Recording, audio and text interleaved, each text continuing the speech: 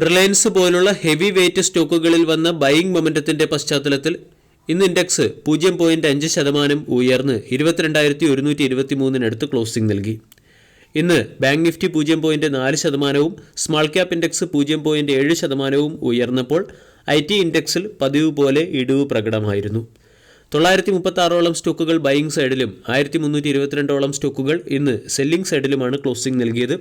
Foreign institutional investor 2170 കോടിയുടെ ബൈയിങ്ങും domestic institutional investor 1197 കോടിയുടെ ബൈയിങ്ങും ഇന്ന് ഇന്ത്യൻ മാർക്കറ്റിൽ നടത്തി.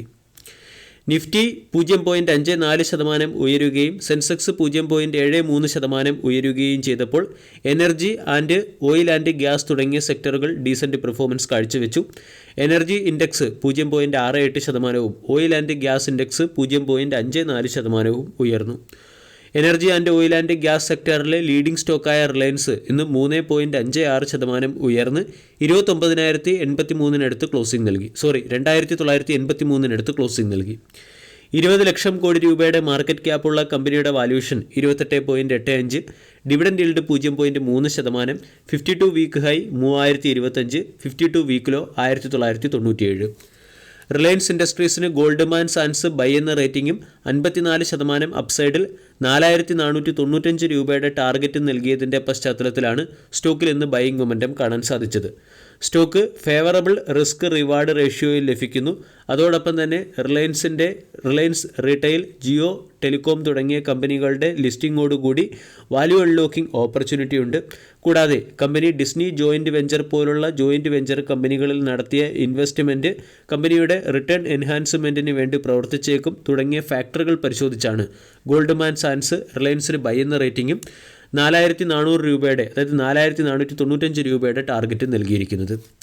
2027 ഫിനാൻഷ്യൽ ഇയറോടുകൂടി കമ്പനിയുടെ ക്യാഷ് റിട്ടേൺ ഓൺ ക്യാഷ് ഇൻവെസ്റ്റഡിൽ 270 ബേസിസ് പോയിൻറ്റിൻ്റെ വർധനവുണ്ടാകും.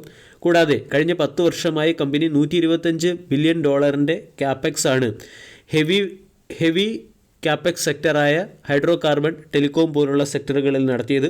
ഏകദേശം 5 വർഷത്തെ ജസ്റ്റേഷൻ പീരീഡ് ഈ സെക്ടറിൽ അവസാനിക്കുന്നതിൻ്റെ പശ്ചാത്തലത്തിൽ ഈ സെക്ടറിൽ നിന്നുള്ള റിട്ടേണും വർദ്ധിക്കാൻ സാധ്യതയുണ്ട്. കൂടാതെ റിലയൻസ് എന്ന കമ്പനി കഴിഞ്ഞ 3 വർഷമായി ലെസ് ക്യാപെക്സും ഹൈ റിട്ടേണും നൽകുന്ന സെക്ടറുകളിലും ഇൻവെസ്റ്റ്മെൻറ്റ് നടത്തുന്നുണ്ട്. ഇതിൻ്റെയൊക്കെ പശ്ചാത്തലത്തിൽ 2027 ഫിനാൻഷ്യൽ ഇയറോടുകൂടി കമ്പനിയുടെ എബിറ്റ 12.4% നിന്നും 14.3% ഉയർന്നേക്കും. 2030 ഫിനാൻഷ്യൽ ഇയറിൽ കമ്പനിയുടെ എസ്റ്റിമേറ്റഡ് എബിറ്റ $2.3 ബില്യൺ മറികടക്കും എന്നാണ് അനലിസ്റ്റുകൾ പ്രതീക്ഷിക്കുന്നത്. ഇതോടൊപ്പം തന്നെ smartphone, fixed broadband, petrochemical മാർജിനിലുണ്ടായിരിക്കുന്ന റിക്കവറി എന്നിവയും വരും സമയത്തെ പ്രധാന ഗ്രോത്ത് ഫാക്ടറായി പ്രവർത്തിക്കും. ഇതിൻ്റെയൊക്കെ പശ്ചാത്തലത്തിൽ കമ്പനിയിൽ ഡബിൾ ഡിജിറ്റ് എബിറ്റ ഗ്രോത്ത് വേണം നമ്മൾ എക്സ്പെക്റ്റ് ചെയ്യാൻ.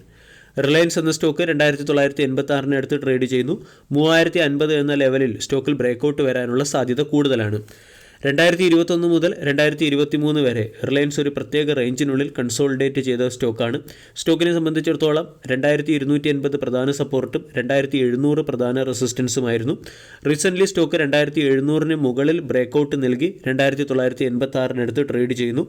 ഇവിടെ നിന്നും 2800 3400 ഇടയിലുള്ള നെക്സ്റ്റ് ലെഗ് ഓഫ് മൂവ്മെൻ്റ് ആണ് റിലയൻസിൽ നിന്ന് നമ്മൾ പ്രതീക്ഷിക്കേണ്ടത്. രണ്ടാമത്തെ സ്റ്റോക്ക് ഇൻഫോ എഡ്ജ്. കഴിഞ്ഞ ട്രേഡിംഗ് സെഷനിൽ സ്റ്റോക്ക് 4.87% ഉയർന്ന് 5471 ക്ലോസിംഗ് നൽകി. 70,000 കോടി രൂപയുടെ മാർക്കറ്റ് ക്യാപ്പുള്ള കമ്പനിയുടെ valuation 293, dividend yield 0.35%, 52 week high 5545, 52 week low 3470. ICICI securities Info എഡ്ജിന് ബൈ എന്ന റേറ്റിംഗും 6,993 രൂപയുടെ ടാർഗറ്റ് നൽകിയതാണ് സ്റ്റോക്കിനെ സംബന്ധിക്കുന്ന പ്രധാന അപ്ഡേറ്റ്. കഴിഞ്ഞ ക്വാർട്ടറിലെ റിസൾട്ടിൽ കമ്പനി അത്ര ഡീസൻറ്റ് പെർഫോമൻസ് അല്ല കാഴ്ചവെച്ചത്. റവന്യൂ 16.69% ഇടിയുകയും പ്രോഫിറ്റ് 31% ഇടിയുകയും ചെയ്തു. 689 കോടി രൂപയുടെ റവന്യൂവും 139 കോടി രൂപയുടെ പ്രോഫിറ്റുമായിരുന്നു അന്ന് കമ്പനി നേടിയത്. അതേസമയം 2024 ഫിനാൻഷ്യൽ ഇയറിലെ ക്വാർട്ടർ 3യിലെ മ്യൂട്ടഡ് പെർഫോമൻസിന് ശേഷം IT ഹയറിങ്ങും നോൺ IT ഹയറിങ്ങും ഉയരാൻ സാധ്യതയുള്ളതായിട്ട് ICICI സെക്യൂരിറ്റീസ് പറയുന്നു. പ്രധാനമായും നൗക്കരി എന്ന വെബ്സൈറ്റ് വഴിയുള്ള ഹയറിംഗ് ബിസിനസ്സാണ് ഇൻഫോ എഡ്ജ് എന്ന കമ്പനിയുടെ ഒരു പ്രധാന റവന്യൂ മാർഗം. ഈ റവന്യൂ വർദ്ധിക്കാൻ സാധ്യതയുണ്ട്. അതുപോലെ തന്നെ ഇൻഫോ എഡ്ജിൻ്റെ 99 ഏക്കർ എന്ന ഫീം അല്ലെങ്കിൽ 99 ഏക്കർ എന്ന online real estate platform 2025 financial ഇയറിലെ Q1 കൂടി പ്രോഫിറ്റബിൾ ആകും.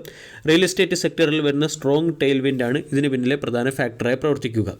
കൂടാതെ ഇൻഫോ എഡ്ജിന് സൊമാറ്റോ എന്ന കമ്പനിയിൽ 13% സ്റ്റേക്ക് ഹോൾഡിംഗ് ഉണ്ട്. സൊമാറ്റോ എന്ന സ്റ്റോക്ക് കഴിഞ്ഞ 6 മാസം കൊണ്ട് 68% റിട്ടേൺ നൽകി.